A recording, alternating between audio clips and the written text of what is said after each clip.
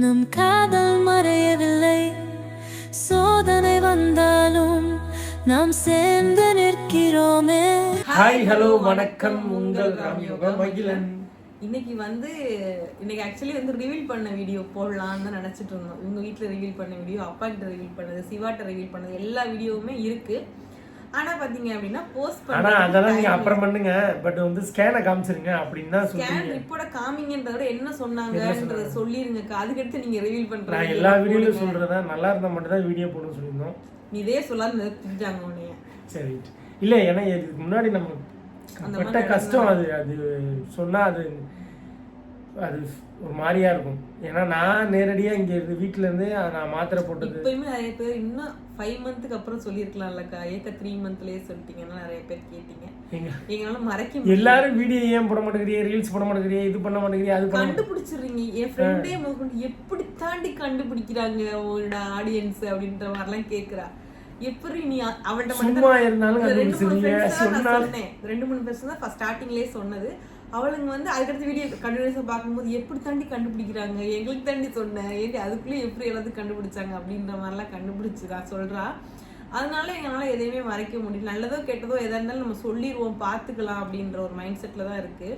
இந்த கண்ணேரி இதெல்லாம் நான் ஆக்சுவலி நம்ப மாட்டேன். இருந்தாலுமே இந்த பெரியவங்க சொல்றதுனால தான் இந்த மாதிரிலாம் நம்ப வேண்டியதாக இருக்கு. ஃபர்ஸ்ட் நிறைய பேர் என்கிட்ட 2 கார்டு காமிச்சிங்களே நீங்க, ஆனால் ரிவீல் பண்ணது இந்த கார்டு தான், ஆனால் ராமன்கிட்ட காமிச்சது இந்த கார்டு அப்படின்னு சொல்லி ஒன்று கேட்டீங்க. எனக்கு இதில் ஒரு டவுட் இருந்துச்சு. அதனால நான் திருப்பி அடுத்த நாள் காலையில் எடுத்த டெஸ்ட்ல தான் ராமனுக்கு காமிச்சேன். காலைல ஃப்ரெஷ்ஷாக எடுத்த டெஸ்ட்ல தான் இவனுக்கு நான் ரிவீல் பண்ண வீடியோவை எடுத்தேன். அதுக்கடுத்து இதை தான் நிறைய டவுட் இருந்துச்சு. என்னக்கா நீங்கள் ரிவீல் பண்ணது இந்த கார்டில் எப்படி இந்த கார்டை காமிச்சிங்க அப்படின்ற மாதிரி நிறைய பேர் கேட்டீங்க. பொய் சொல்கிறீங்களாக்கா, ப்ராங்க் பண்ணிடாதீங்கக்கா அப்படிலாம் சொன்னீங்க. ப்ராங்க்லாம் கிடையாது. எனக்கு இந்த கார்டில் எனக்கு ஒரு டவுட்டாகவே இருந்துச்சு. சரி நம்ம இந்த கார்டை வாங்கியிருக்கோமே, இதுலையும் டெஸ்ட் பண்ணி பார்ப்போம்னா காலைல டெஸ்ட் பண்ணதுக்கு அப்புறம் தான் இவன்ட்ட அந்த வீடியோவே நான் எடுத்திருப்பேன்.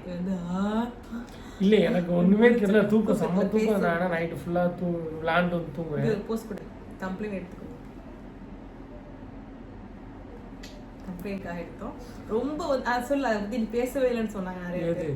அந்த வீடியோவில் நீ பேசல. எனக்கு தூக்கம் ஒரு பக்கம் ஃபுல்லாக தூக்கம். ஏன்னா நைட்டு விளாண்டுட்டு 9 மணிக்கு தான் படுக்கிறேன். குளிச்சுட்டு ரொம்ப டயர்டாக இருக்கும் விளாட்றதுனால, ரொம்ப டயர்டாக இருக்கும், ரொம்ப ஃபாஸ்ட்டாக விளாட்றதுனால. அதனால என்னால் காலைல வெள்ளனே விடிய காலையிலே செக் பண்ணிட்டு என்கிட்ட காமிச்சிருக்கு போல இருக்கு. என்னால் அதில் பேச தெரில. எனக்கு பேச தெரிலனா இல்லை, பேசுவேன் நல்லா. பட் திடீர்னு காட்டினாக்கெல்லாம் எனக்கு ஸ்டக் ஆயிடுச்சு.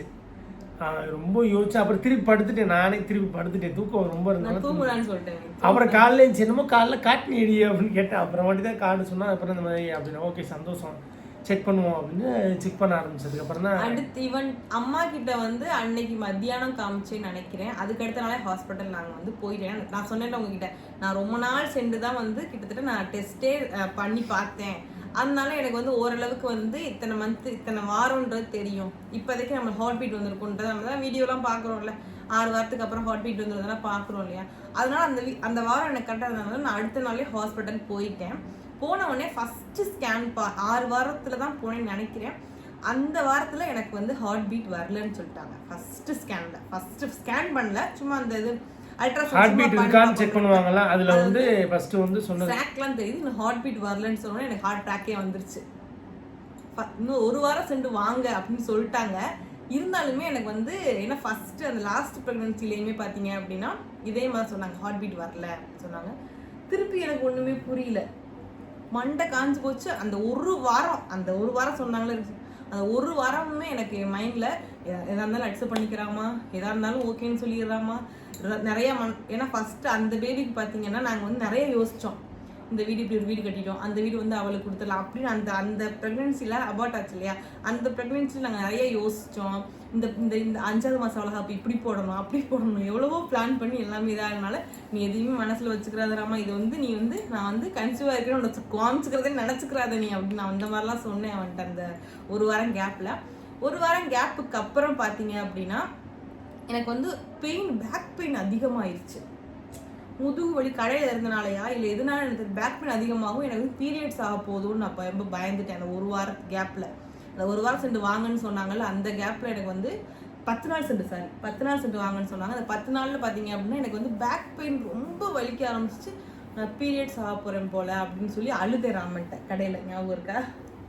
கடையில் அழுது, எனக்கு பீரியட்ஸ் ஆக போல ராமா, எனக்கு வந்து ரொம்ப கஷ்டமாக இருக்குது, என்ன பண்ணுறதுன்னு தெரில அப்படின்னு சொல்லி அழுதேன். அவன் விடு, எதாக இருந்தாலும் ஓகே, இப்போ செக் பண்ணி பார்ப்போம், அப்படி இல்லைன்னா ஒன்றும் பிரச்சனை. 1 வாரத்தில் நான் அழுதேன்னு நினைக்கிறேன். அந்த 1 வாரம் வலி வந்து 10 நாள் சென்று சொன்னாங்க. அதுக்கு அடுத்த நாள் ரொம்ப பெயினாக இருக்கும். நான் என்ன பண்ணேன்னா ப்ரைவேட்டில் ஸ்கேன் போய் பார்த்துருவோம் அப்படின்னு சொல்லி தான் சிவகங்கையில் தீபம் இதில் போய் பார்த்தோம். எப்பயுமே சபரியில் தான் நாங்கள் வந்து எல்லாமே பார்ப்போம் ஹாஸ்பிட்டலில். அப்போ நான் கால் பண்ணி சபரி ஹாஸ்பிட்டலில் கேட்கும்போது இன்னைக்கு டாக்டர் ஈவினிங் லீவுன்னு சொல்லிட்டாங்க. ஏன்னா ஈவினிங் ரொம்ப பெயினாக இருந்தனால நான் கால் பண்ணி கேட்டேன்.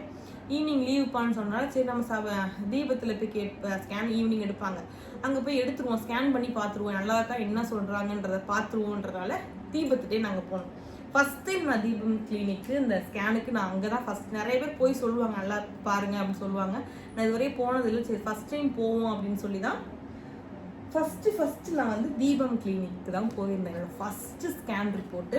நான் வேண்டாத சாமி இல்லைங்க, ராமன் நீ வராதன்னு சொல்லிட்டேன். நீ வராத, நான் வரேன்னு சொல்லிக்கிட்டே இருந்தேன். நான் வரேன்டி உன் கூட இருக்கேன் அப்படின்னு சொன்னால் நீ வராத, எனக்கு ஏன்னா என்ன சொல்லுவாங்களோ இவனையும் ஃபீல் பண்ணிடுவான், என்னையும் ரொம்ப ஃபீல் பண்ண வச்சிருவான், நீ வராத ராமா, நானே போயிட்டு வரேன், நானும் அம்மாவை மட்டும் போயிட்டு வரோம் அப்படின்னு சொன்னேன். இவன் வரேன் கடையில் தான் இருந்தான், மனசுலாம் என்கிட்ட தான் இருந்திருக்கும். மெசேஜ் பண்ணிகிட்டே இருக்கா எனக்கு. அப்புறம் வந்து விளாட போயிட்டான். நீ விளாட போன்னு சொல்லிட்டேன் நான். சாரி, நீ விளாட போ, நீ கடையில் இருக்க வேணா, கடையில் சிண்டு இருக்கட்டும், நீ விளாட போயிரு அப்படின்னு சொல்லி. ஏன்னா அந்த எனக்கு கால் பண்ணிட்டே இருப்பேன், நீ விளாட போயிடுறாமான்னு சொல்லி ஈவினிங் நான் அனுப்பிச்சி விட்டேன். அப்போ தான் இந்த ஸ்கேன் எடுக்கிறதுக்காக உட்காந்துருக்கோம். எல்லாமே கேட்குறாங்க, பிபி டெஸ்ட் பண்ணி பார்க்குறாங்க, எல்லாமே நார்மலாக இருக்குது ஓகே அப்படின்னு சொல்லி. நான் இந்த மாதிரி அந்த அவங்க தீபம் கிளினிக்லேயே இருக்காங்க டாக்டர், அவங்ககிட்ட போய் இந்த மாதிரி எனக்கு லாஸ்ட் டைம் இந்த மாதிரி இதாகிடுச்சு, இப்போயுமே ஹார்ட் பீட் எனக்கு வந்து 1 வாரத்துக்கு முன்னாடி வரல, இப்போ வந்திருக்கான்றதை டெஸ்ட் பண்ணி பார்க்கணும், இந்த மாதிரி அபார்ட் ஆச்சு லாஸ்ட் டைம்னு சொன்னோன்னே சரி ஸ்கேன் பண்ணிடுவோம் அப்படின்னு சொல்லிட்டு தான் ஸ்கேன் பண்ணாங்க. ஃபஸ்ட்டு ஸ்கேனு எத்தனாவது வீக்கில் எடுத்தேன் அப்படின்னா 6 வீக் 2 டேஸில் எடுத்திருக்கேன். ஃபஸ்ட்டு ஸ்கேனு 6 வீக் 2 டேஸில் எடுத்திருக்கேன். அந்த ஸ்கேனுக்குள்ளே அந்த வெளியே உட்கார வச்சாங்க இருங்க, அந்த இடத்துல எனக்கு லப்பு துடிக்குது. நான் வேண்டுற எல்லா சாமிகிட்டையும் என்ன சொல்லணும், சொன்னது நல்லா சொல்லணும், இல்லைன்னா ஒரே தான் வேணாம் அப்படின்ற மாதிரி எனக்கு ஃபீல் ஆச்சு. அப்போ ராமன் நான் சொல்லிட்டு போனது என்ன ஒரு விஷயம், இது வளவலன்னு உங்களுக்கு இழுத்தாலுமே இதை சொல்லி ஆகுது ஸ்டோரி. இது இந்த பேபி இல்லைன்னா நம்மளுக்கு பேபியே வேணாம், அந்த கணக்கில் தான் இருந்தது. வேண்டாமே வேண்டாம், இந்த பேபி நம்மளுக்கு இல்லைன்னா நம்மளுக்கு பேபியே வேண்டாம். அப்படி இருந்தாலுமே வேண்டாம் நாம ஒரு பிள்ளையே போதும், ஏன்னா நிறைய அனுபவிச்சிட்டோம் அப்படின்ற மைண்ட் செட் போயிட்டாங்க. 2 பேருமே அந்த மைண்ட் செட் கிளம்பு அப்படின்ட்டு சொல்லிட்டு நான் வந்து ஸ்கேனுக்கு போயிட்டேன். சாமிகிட்ட வேண்டுறேன், எனக்கு என்ன நடக்கணும் நடக்கட்டும் பரவாயில்ல, நான் எதனால அக்செப்ட் பண்ணிக்கிறேன் அப்படின்னு வேண்டிக்கிட்டே ஸ்கேனுக்குள்ளே போகிறேன். டாக்டர் ஃபேஸை நான் பார்க்குறேன், அவங்க இப்படி பார்க்குறாங்க இப்படி பார்க்குறாங்க. ஸ்கேன் பண்ணும்போது அவங்க பார்ப்பாங்கல்ல, அப்படி படுத்துக்கிட்டே அவங்க மூஞ்சியை பார்க்குறேன், என்ன பண்ணுறாங்க அவங்க இப்படி பண்ணும்போது போச்சு, இல்லை போல ஓகே முடிஞ்சு சோழி முடிஞ்சு அப்படின்னு நான் நினச்சிக்கிட்டு இருக்கேன். அப்புறம் தான் நான் வந்து என்ன சொன்னாங்க, பேபி வந்து ஹார்ட் பீட் வந்துருச்சு அப்படின்னு சொன்னோன்னே எனக்கு ஹார்ட் பீட் வந்துச்சு. ஏன்னா இதுக்கு முன்னாடி வந்து நான் சொல்லியிருந்தேன்ல, இந்த மாதிரிலாம் நாங்கள் ரொம்ப கஷ்டப்பட்டோம் அந்த விஷயத்தில். பார்க்காத ஹாஸ்பிட்டல் தெரியும் சந்தோஷம். இந்த டைத்தில் சந்தோஷம் நான் இப்படி தான் இருந்தேன். ஹார்ட் பீட் வந்துருச்சு, ஆனால் ஒரு மைனஸும் அதில் இருக்குது. நான் அதையும் நான் சொல்கிறேன். சொல்லிட்டாங்க அந்த மைனஸ் அன்னைக்கே சொன்னாங்க. ஆனால் அது ரொம்ப பெருசு கிடையாது, சிம்பிள் தான், சிம்பிள் விஷயம் தான். ஆனால் நம்ம சேஃப்டியாக இருந்துங்க சொன்னாங்க. 6 வீக்ஸில் பார்த்தீங்கன்னா எத்தனை வீக்ஸ்க்கு பேபி எப்படி இருக்கணுமோ அந்த அளவுக்கு கரெக்டாக இருக்கு. ஹார்ட் பீட் கரெக்டாக வந்து இருக்கு, எல்லாமே ஓகேவா இருக்கு அப்படின்ற மாதிரி சொன்னாங்க. எல்லாமே பார்த்தீங்கன்னா சூப்பர். லாஸ்ட் டைம் எனக்கு வந்துச்சுன்னா இந்த டிஜிஜுவல் ரியாக்ஷன்ன்றது வந்து புவராக இருந்துச்சு அந்த ஸ்கேனில், பழைய ஸ்கேனில். அதாச்சும் அவார்ட் ஆச்சுல அதில், இதில் பார்த்தீங்கன்னா ஹெல்த்தி அப்படின்னு சொல்லி எனக்கு சூப்பராகவே வந்துருச்சு. எனக்கு வந்து இதுதான் எங்களோட ஸ்கேன் இருக்கு. எங்களோட பேபி என்ன பேபி சொல்ல மாட்டாங்க. இதுதான் வந்து ஃபஸ்ட்டு எடுத்த ஸ்கேன். இதெல்லாம் பார்த்தீங்கன்னா ஹார்ட் பீட்டு எல்லாமே பார்த்தீங்க அப்படின்னா குட்டியாக இருக்குது பேபி, அதெல்லாம் காமிச்சாங்க. 6 வீக்கில் எப்படி இருக்கணுமோ அது அளவுக்கு அழகாகவே இருக்குது அப்படின்னாங்க. அது மட்டும் இல்லாமல் இரட்டை குழந்தையா சிங்கிள் பேபியா இல்லை வந்து அதெல்லாம் பார்த்தீங்கன்னா அதுக்கு அடுத்த வாரம் தான் நாங்கள் சொல்லுவோம் அப்படின்னு சொல்லிட்டாங்க.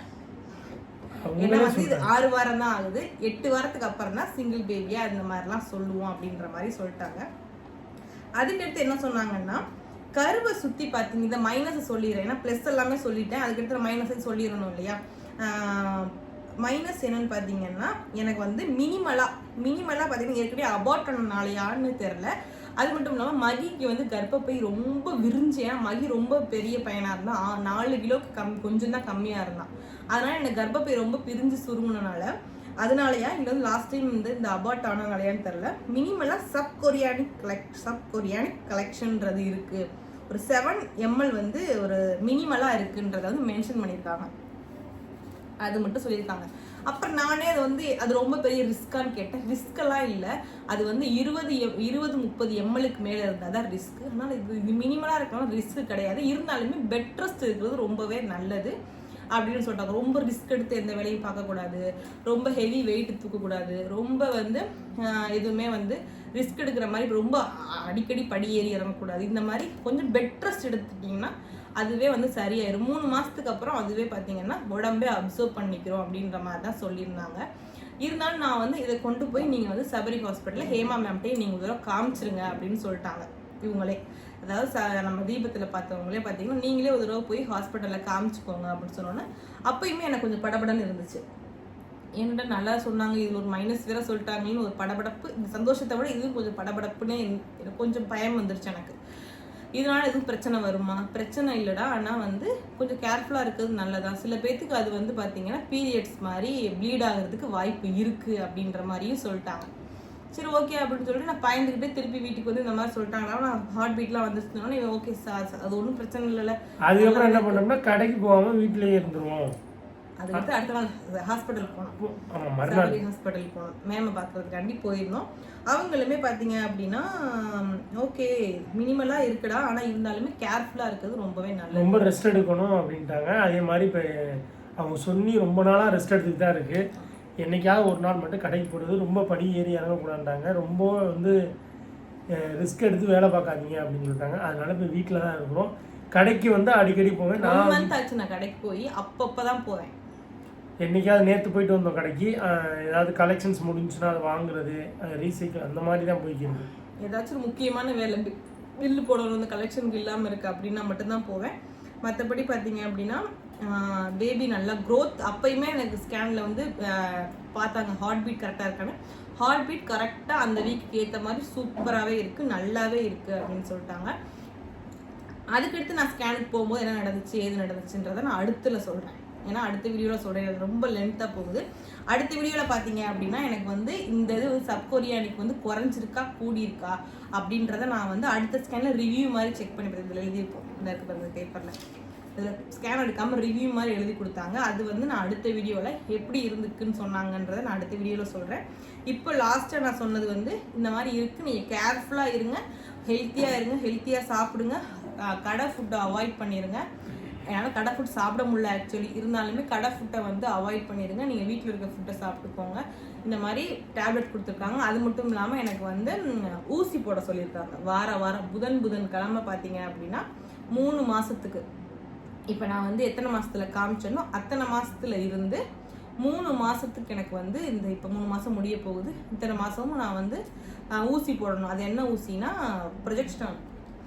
ப்ரொஜெஸ்டான்ற ஒரு ஊசி வந்து இன்ஜெக்ஷன் போட சொன்னாங்க. அதே மாதிரி டேப்லெட்ஸ் கொடுத்துருக்காங்க. ரெகுலராக அதை வந்து கண்டினியூஸ் பண்ணிட்டாங்க. 3 மாதத்துக்கு அப்புறம் அதுவே குழந்தை வளர அதுவே வந்து உடம்பே வந்து அந்த பிளட் கிளாகை வந்து அது வந்து அப்சர்வ் பண்ணிக்கிறோம், நார்மல் ஆயிரும் அப்படின்ற மாதிரி சொல்லியிருக்காங்க. நான் நிறைய வீடியோ சர்ச் பண்ணி பார்த்தேன்.